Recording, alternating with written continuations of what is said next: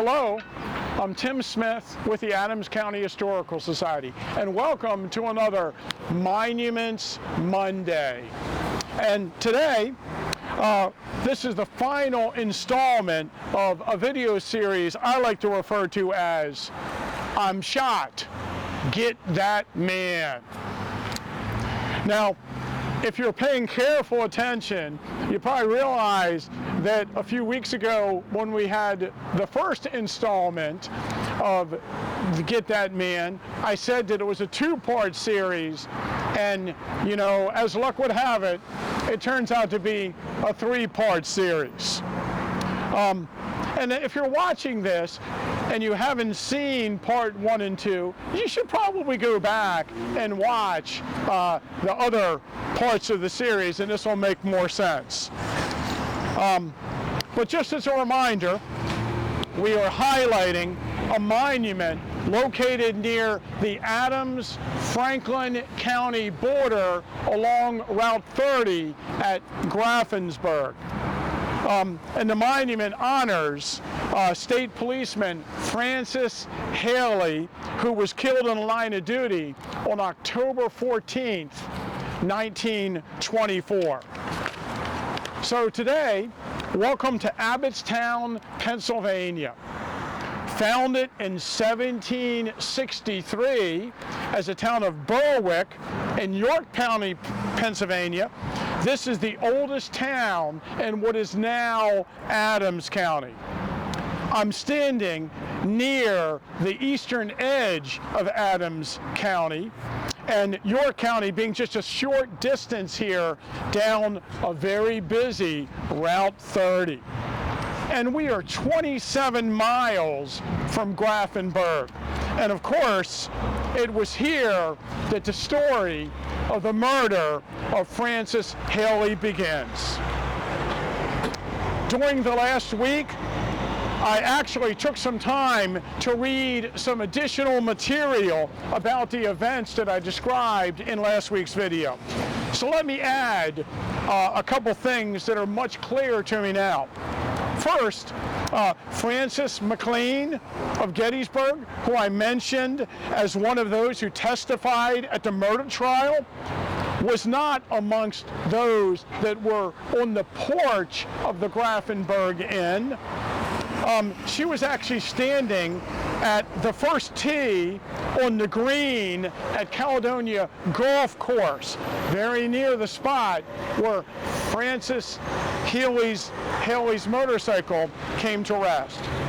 Also, the bank robber was not captured the next day, as I stated in the last video, but he was actually captured 2 days later in Reading, Pennsylvania.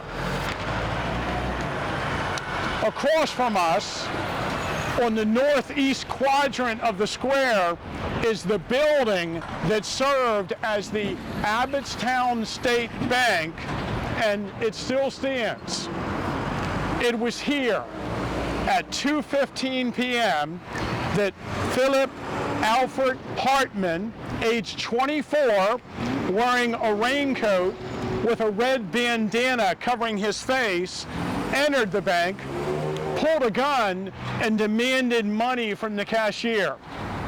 Harry A. Stamball, the only occupant of the bank at the time, handed over about $1,500.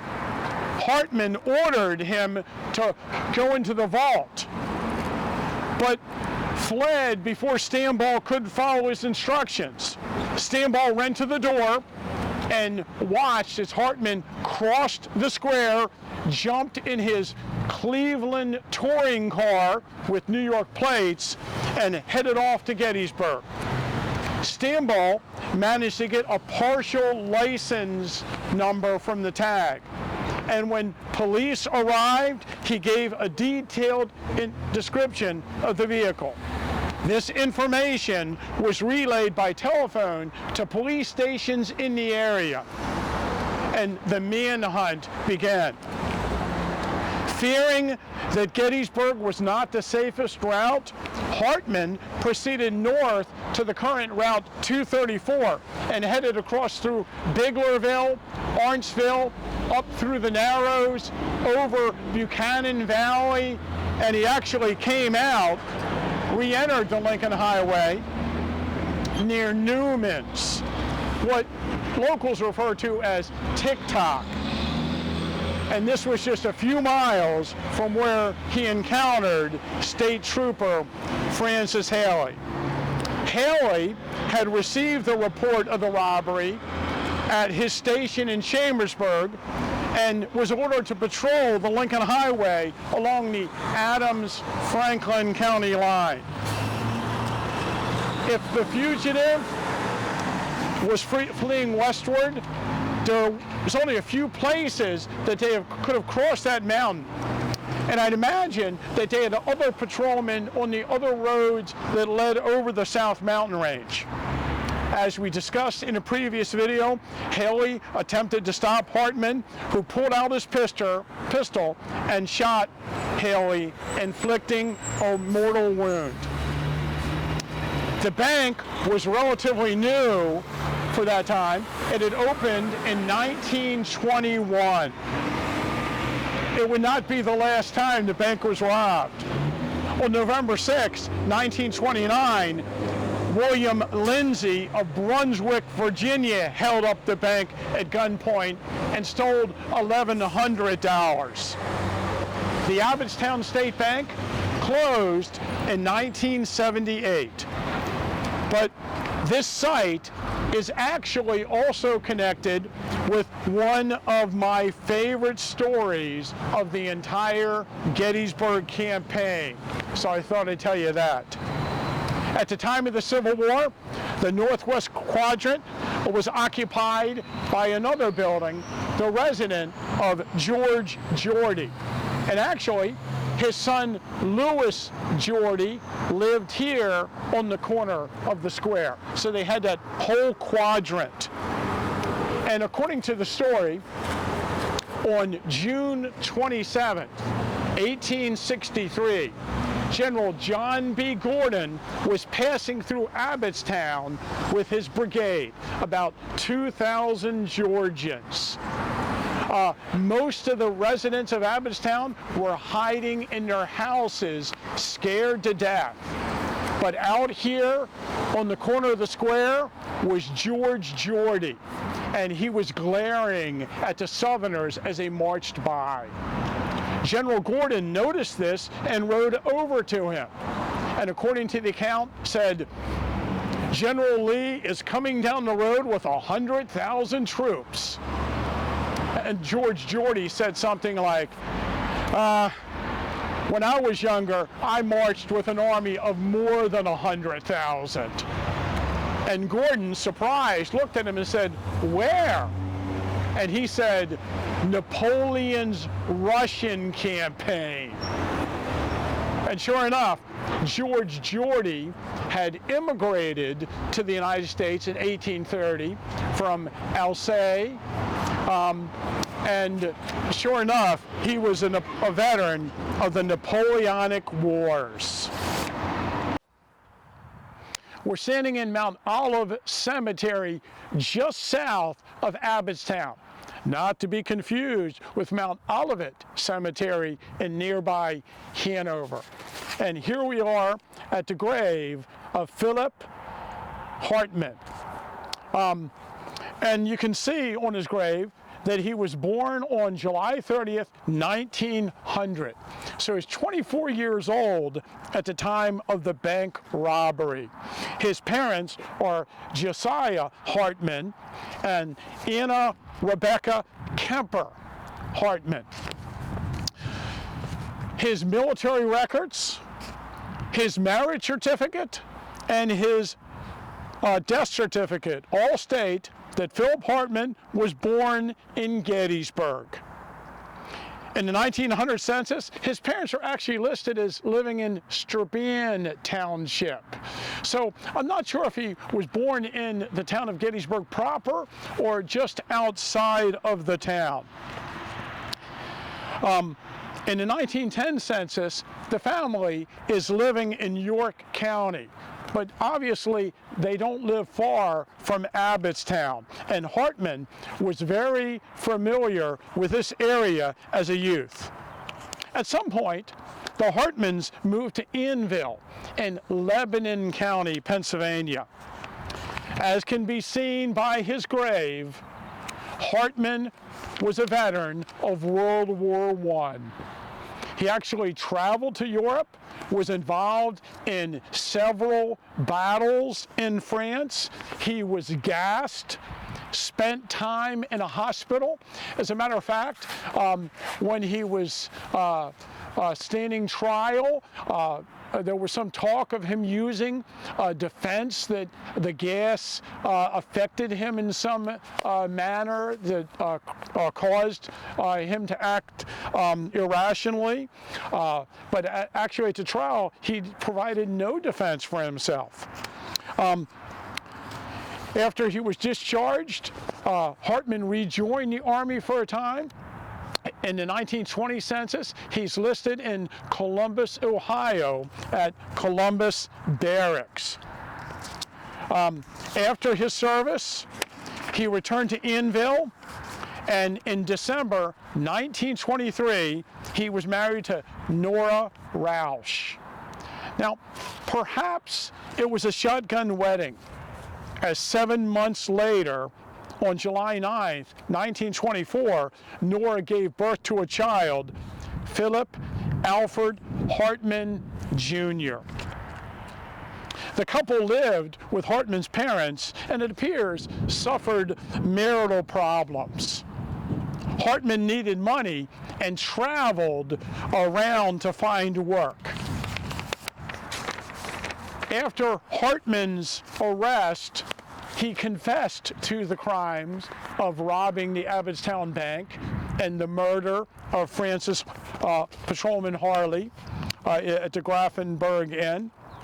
And I was somewhat surprised that the Reading newspaper published his confession in full the day after he gave it.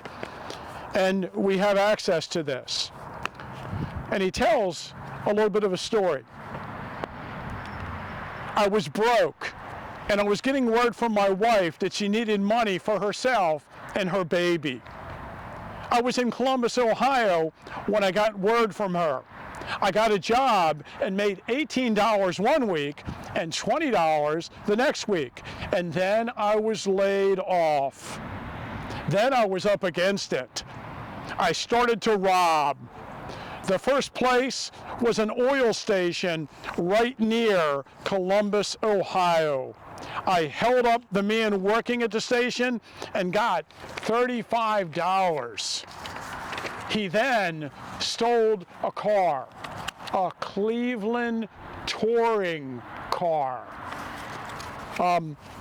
He rode to Canton, Ohio. He held up an oil station.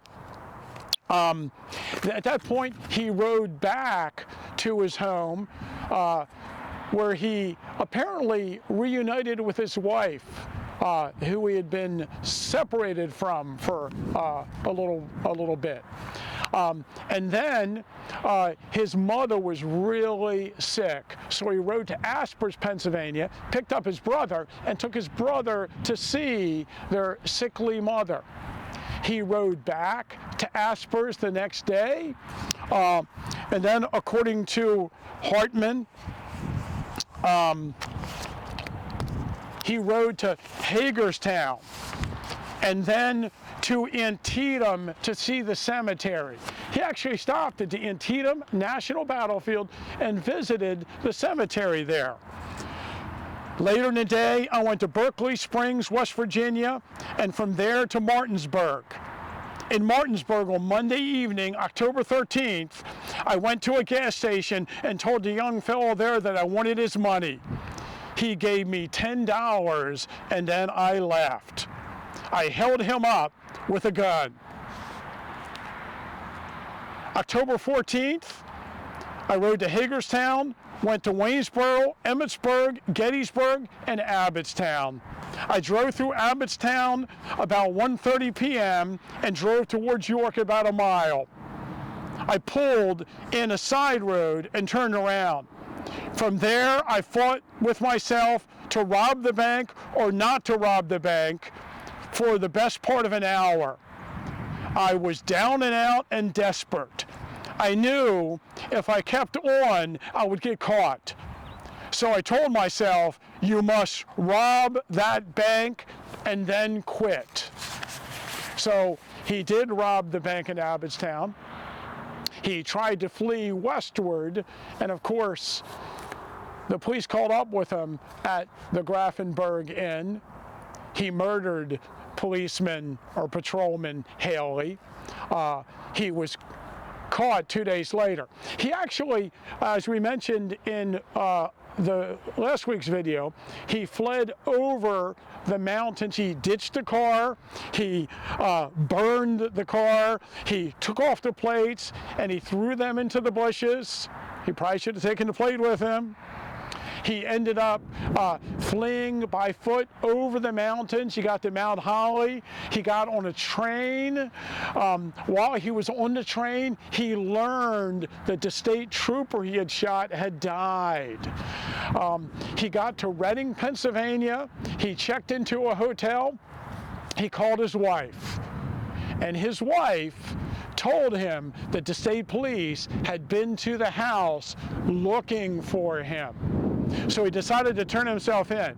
He went to the Reading police station and he created an elaborate story.